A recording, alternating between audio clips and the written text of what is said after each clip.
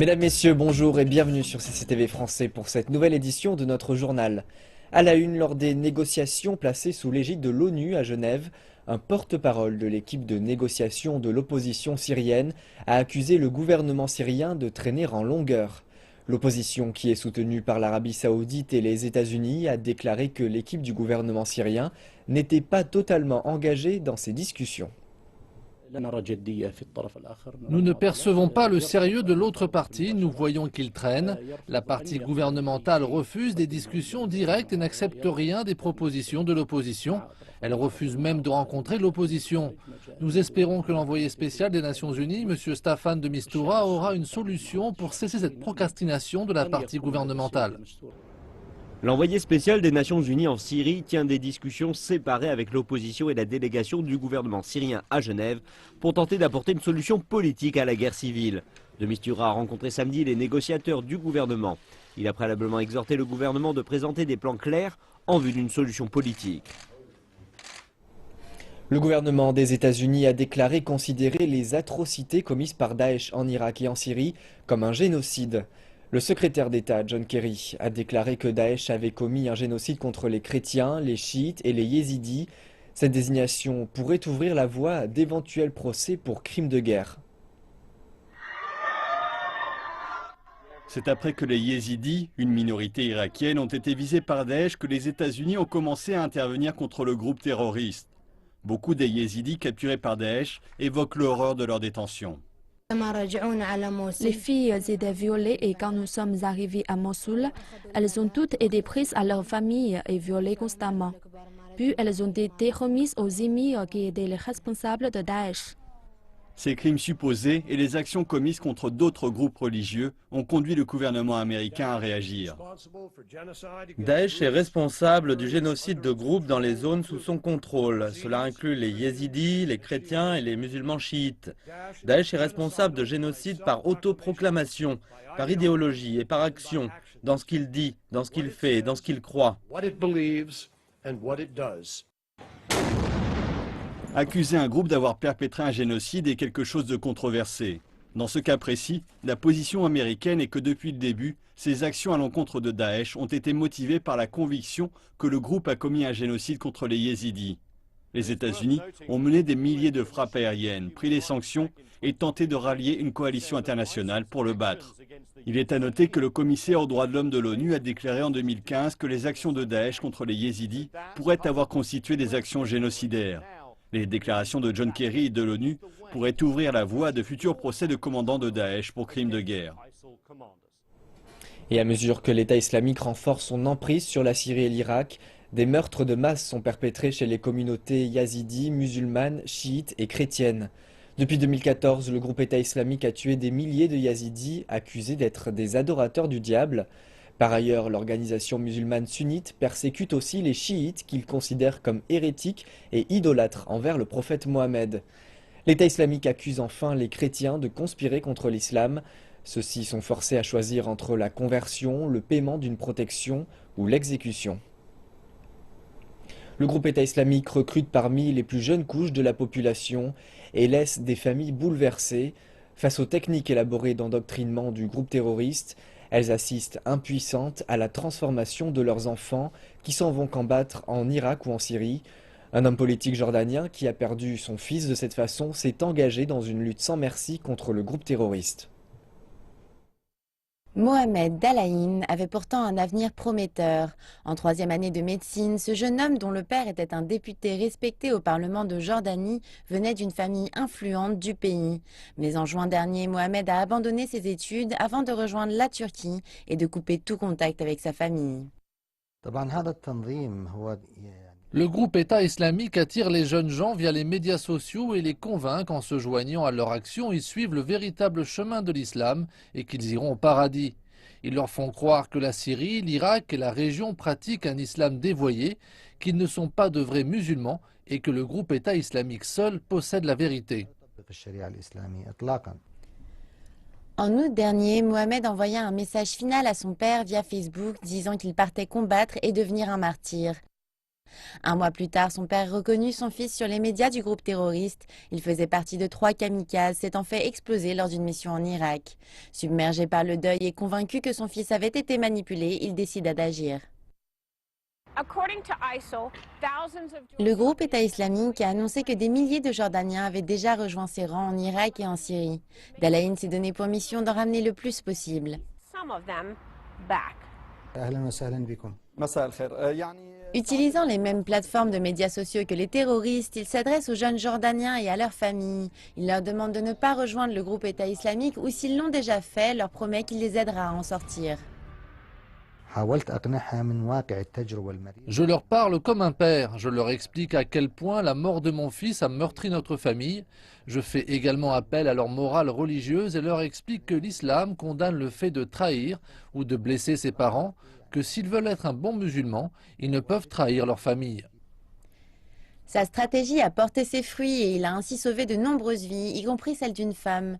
Malgré les menaces de mort du groupe État islamique, la volonté de Mazen Dalaïn est inébranlable. Il explique qu'il le doit à la mémoire de son fils.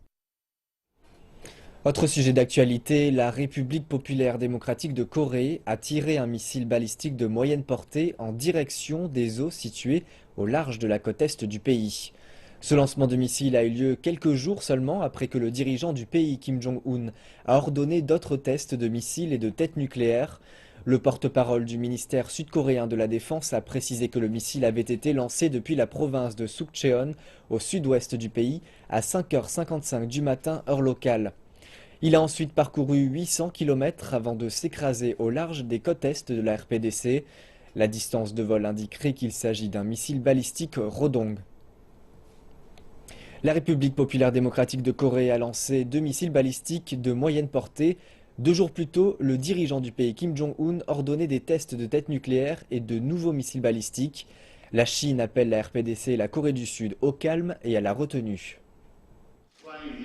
En ce qui concerne le lancement des missiles de la RPDC, le Conseil de sécurité de l'ONU a émis des résolutions claires. Nous appelons la RPDC à mettre en œuvre ces résolutions. Par ailleurs, nous espérons que les partis en présence feront preuve de calme et de retenue et éviteront des actes susceptibles de faire monter la tension dans la péninsule. Un porte-parole du ministère sud-coréen de la Défense dit qu'un missile a été lancé à partir du district de Sukcheon, dans le sud-ouest du pays, à 5h55 du matin. Il a volé sur 800 km avant de retomber au large des côtes de la RPDC. Les chefs d'état-major de la Corée du Sud font savoir que le missile a touché la mer dans la zone d'identification de la défense aérienne japonaise. 22 minutes plus tard, les radars militaires sud-coréens ont détecté un nouveau lancement dans la même zone. Le missile a ensuite été perdu à une altitude de 17 km. Les responsables disent que ce second missile pourrait avoir explosé en vol sans atteindre son objectif. Compte tenu de la distance de vol, la Corée du Sud pense qu'il s'agit d'un missile balistique de type Rodong, qui a une portée d'environ 1300 km. La Corée du Sud a condamné la RPDC pour son tir de missile balistique. Son armée fait savoir que ce lancement constitue une menace importante pour le monde. Notre armée se tient prête à répondre immédiatement à toutes les provocations de RPDC qui menacent la sécurité nationale de la Corée du Sud. La RPDC doit se concentrer sur l'amélioration de la qualité de vie de son peuple. Ces provocations ne sont bonnes ni pour eux-mêmes, ni pour le développement de nos relations.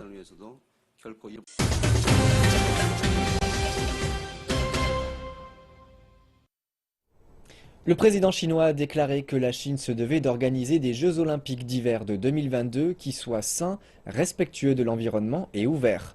Le dirigeant s'exprimait vendredi lors d'une rencontre avec des seniors des Jeux olympiques d'hiver et des responsables sportifs. Xi Jinping a pris connaissance des développements de la préparation des JO d'hiver de Beijing et des Jeux paralympiques qui auront également lieu dans la ville voisine de Zhangjiakou. Il a insisté sur l'importance de la gestion budgétaire pour s'assurer que les coûts de ces événements soient sous contrôle. Enfin, il a ajouté que la construction des infrastructures est une tâche clé qui nécessite du temps et de la prévoyance et a vivement conseillé d'utiliser les technologies de pointe et les principes de conception durable. Le commerce extérieur de la Chine a été sous forte pression cette année en raison des menaces économiques dans le pays et à l'étranger. Cependant, un porte-parole du ministère du Commerce a indiqué lors d'une conférence de presse que la situation allait commencer à s'apaiser à la fin du mois. Le commerce extérieur de la Chine a eu un départ difficile cette année. Le volume total pour les 2 premiers mois a baissé de 17% en glissement annuel. Ce sont les exportations de février qui ont le plus souffert avec une baisse de plus de 14% par rapport au mois précédent. Le porte-parole du ministère du Commerce, Chen Danyang, dit que la faible performance de février est due à des facteurs saisonniers et qu'elle ne doit pas refléter le commerce de la Chine en 2016. Février 2015 avait une base très forte pour comparer avec cette année. En fait, février 2015 a connu la plus forte croissance des exportations depuis 2009. Toutefois, les chiffres de février ne doivent pas être utilisés comme un point de référence pour toute l'année. Le commerce se stabilisera probablement après mars. Chen Danyang ajoute que les défis de 2016 ne seront pas sous-estimés. À l'international, 35 économies majeures ont publié une baisse combinée du volume commercial de 14% le mois dernier. Au même moment, le prix des matières premières a continué à baisser. En Chine, les coûts pour les compagnies ont augmenté et les investissements ont ralenti. Le gouvernement devrait dévoiler des mesures spécifiques cette année pour la reprise de la consommation en Chine et donner aussi plus d'incitation aux exportateurs. Cette année, nous travaillerons sur une liste positive de paiements et de frais pour les produits importés. Nous optimiserons le régime d'abattement fiscal, développerons l'assurance crédit et encouragerons le e-commerce transfrontalier. Chen Danyang dit enfin que l'avantage compétitif de la Chine dans le commerce n'a pas changé et que les officiels sont confiants quant au maintien du pays dans le top des grands centres mondiaux pour le commerce par le biais de l'innovation et de l'optimisation. Parlons maintenant des prix de l'immobilier en Chine. Le marché a poursuivi son rebond en février, mais des divergences entre les villes de premier rang et les autres s'accentuent. Les prix des logements neufs ont augmenté au mois de février dans 47 des 70 villes grandes et moyennes évaluées, alors qu'ils n'avaient augmenté que dans 38 d'entre elles le mois précédent. Par ailleurs, 15 villes ont enregistré une baisse de prix contre 24 le mois précédent.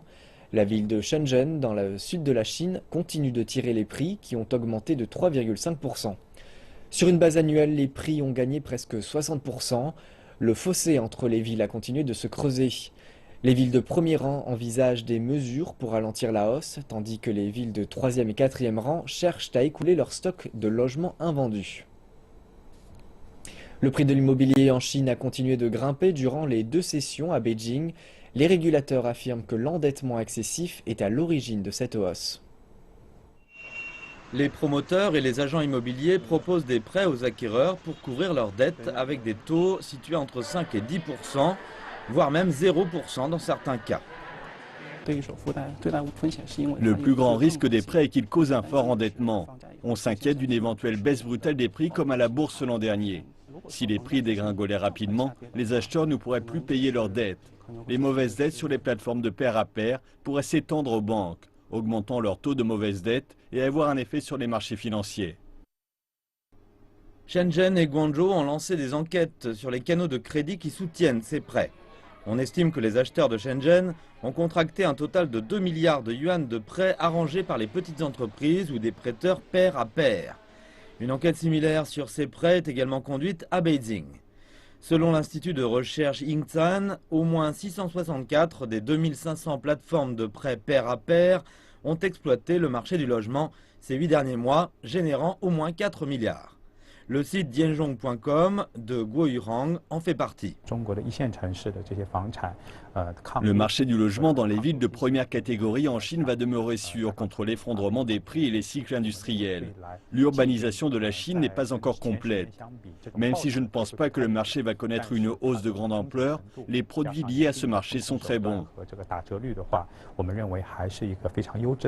Bien que les produits financiers pair à pair se soient bien vendus ces 2 dernières années, Guo y a mis fin en raison des régulations du gouvernement. Il dit qu'en revanche, une grande proportion des investisseurs sur sa plateforme contractent des prêts pour s'acheter un logement plus grand et non par pure spéculation. Je pense que le secteur financier et tous les autres secteurs chinois ont tendance à faire face aux situations avec des solutions simples et uniformes. Une fois qu'ils sentent qu'il y a des occasions à saisir, ils s'y jettent sans réfléchir. Mais quand ils sentent qu'il y a des risques, ils coupent tout sans même y regarder à deux fois. Je pense que cela heurte les intérêts des clients qui ont un besoin réel de logement. Une pensée qui fait écho à celle de Yan Yaojin, directeur de recherche chez eHouse China. Il ne voit pas les prêts de ce type comme une menace pour le système financier. Un marché des prêts plus flexible pourrait aider à stimuler les ventes, mais cela ne contribue pas à la hausse des prix. Il y a beaucoup de raisons derrière ces hausses, comme la spéculation et les inventaires décroissants. L'application de messagerie WeChat de Tencent connaît un succès considérable en Chine depuis déjà 5 ans. La compagnie prévoit d'aller plus loin avec une version professionnelle. Actuellement en cours d'essai, Tencent a déclaré que l'édition entreprise de WeChat sera officiellement lancée dans 1 ou 2 mois. Mais en quoi différera-t-elle de la version actuelle? Réponse en images. L'édition entreprise de WeChat inclura de nouveaux services tels qu'une reconnaissance automatique des messages et un système de crédit pour passer les appels sur le compte de son entreprise. Elle disposera également d'une fonction repos qui permettra à l'employé de bloquer des messages quand il prend une pause. Elle n'inclura pas la populaire fonction des Moments de WeChat qui permet aux utilisateurs de partager des photos sur un mur avec leurs amis. Pour certains, cela s'avère être un soulagement. En général, je bloque l'accès de certaines personnes à mes moments. Si nous ne parlons que de travail, nous n'avons pas besoin de consulter nos moments. Ce service sera offert gratuitement aux entreprises, pour l'instant du moins. La première version sera disponible pour des entreprises invitées, mais pas pour toutes les compagnies. Ce n'est pas la première fois que Tencent tente de se frayer une place sur le secteur des communications de bureau. Peu de gens le savent, mais la compagnie chinoise avait déjà effectué une tentative similaire en 2003 avec un produit appelé RTX, un service de discussion en ligne. Tencent n'est pas la seule compagnie chinoise à viser les messageries pour bureau. DingTalk.com d'Alibaba est ainsi sorti en 2014, débutant avec plusieurs grandes compagnies telles que Fosun, afin de faire sa grande entrée sur le marché. Selon ses administrateurs, ce type de service améliore l'efficacité au travail, tant que le facteur amusement n'est pas inclus. De nombreux employés jouent avec leur téléphone et consultent les moments. Si l'édition entreprise partageait certaines similarités avec WeChat, comme par exemple d'informer les équipes que les supérieurs les observent, cela pourrait sans aucun doute aider au travail, cela serait pratique. Mais je ne voudrais pas voir les moments en faire partie car ce n'est pas lié au travail.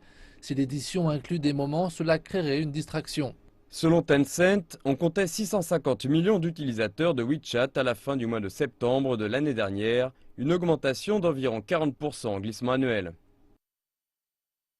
Apple a lancé son nouveau service de paiement le mois dernier en Chine et ce sera bientôt au tour de Samsung de faire de même. Ce secteur est en pleine croissance dans le pays. L'année dernière, 620 millions de personnes en Chine, soit 90% des utilisateurs d'Internet, ont utilisé un smartphone pour accéder au web. Comment l'arrivée de Samsung va-t-elle changer le marché en Chine? Réponse dans ce reportage. Un nouveau joueur sur le marché. Le géant coréen va officiellement lancer Samsung Pay en Chine plus tard au mois de mars grâce à un partenariat avec la société chinoise UnionPay. Les utilisateurs vont bientôt pouvoir compléter des transactions en passant leur téléphone intelligent sous un lecteur électronique relié aux caisses enregistreuses. Depuis un mois, Apple Pay et Huawei ont fait leur entrée sur le marché de la partie continentale de la Chine. Des rumeurs laissent entendre que Xiaomi, ZTE et Lenovo travaillent à mettre sur pied leur propre système. Avec Alipay et WeChat Pay qui font déjà un tabac en Chine, l'annonce de l'arrivée du service de Samsung va encore resserrer la concurrence dans le monde des paiements mobiles, un secteur où la concurrence est déjà féroce. Avant, j'utilisais Apple Pay parce que je me sers beaucoup de mon iPhone. C'est plus pratique et c'est une mode aussi. Je suis un peu inquiet pour la sécurité, mais Apple, c'est un peu une façon de montrer qu'on suit les tendances. Les tendances de consommation m'influencent aussi, mais pour ce qui est de celle-là, je ne suis pas convaincue. WeChat et Alipay sont assez pratiques, alors un nouveau mode de paiement me semble superflu. Avec la présence des machines POS de UnionPay qui sont les plus répandues pour les paiements dans les magasins, certains croient que le partenariat avec Apple et Samsung mettra plus de pression sur Alipay et WeChat Pay que l'on ne retrouve pas souvent en magasin. UnionPay tente de conclure des ententes avec toutes les banques commerciales. Le marché des paiements en Chine a radicalement changé. Dans un contexte où le marché des paiements mobiles est dominé par les géants chinois Alibaba et Tencent, qui contrôlent ensemble plus de 80% des activités, les nouveaux joueurs comme Apple Pay et Samsung Pay devront surmonter plusieurs obstacles pour se tailler une place en Chine. Et pour finir, archéologie. L'Égypte a annoncé que les recherches menées dans le tombeau du pharaon Toutankhamon avaient révélé la présence possible de matière organique derrière 2 murs de la chambre mortuaire. Ces découvertes relancent les spéculations sur le destin de la reine Néfertiti. Selon le ministre égyptien des Antiquités, les images scanners montrent que la tombe de Toutankhamon a 90% de chances d'avoir 2 chambres cachées. Elle suggère également que les 2 chambres contiennent soit des matières organiques, soit du métal. Ces chambres pourraient permettre de dévoiler certains des secrets les mieux gardés de l'Égypte ancienne. Sur le mur nord de la chambre mortuaire, exactement au milieu, vous pouvez voir que vous avez différents résultats des 2 côtés du mur. Qu'est-ce que cela signifie? Cela signifie que le mur ici est différent de celui-là et que derrière ce mur est différent de celui-là. Et si on compare avec le premier scanner du côté est de la chambre, on peut dire qu'ici, nous avons du concret et qu'ici, un espace vide. Et d'ajouter que de nouveaux examens plus poussés seront menés à la fin du mois avec une équipe de recherche internationale pour confirmer si les espaces vides sont bien des chambres. C'est seulement alors que l'on pourra discuter de la possibilité d'envoyer une équipe dans les chambres et de quelle manière.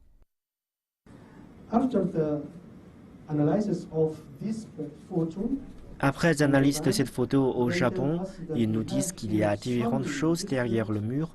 L'homme au radar, Watanabe, dit que nous avons différents matériaux, que cela peut être du métal ou de la matière organique. Cette découverte pourrait être le miracle qu'attend le secteur touristique égyptien, qui a souffert de multiples déconvenues depuis le soulèvement qui a conduit à la chute d'Hosni Moubarak en 2011, mais qui reste une source vitale de devises étrangères. L'égyptologue britannique Nicholas Reeves, qui dirige les recherches, estime que le mausolée de Toutankhamon était au départ occupé par Néfertiti, qui reposerait derrière ce mur. La découverte de la légendaire reine permettrait d'apporter un nouvel éclairage sur une période mystérieuse de l'histoire de l'Égypte. Et c'est sur ce reportage que s'achève notre journal. Merci pour votre attention. Bonne suite de programmes à toutes et à tous sur CCTV Français.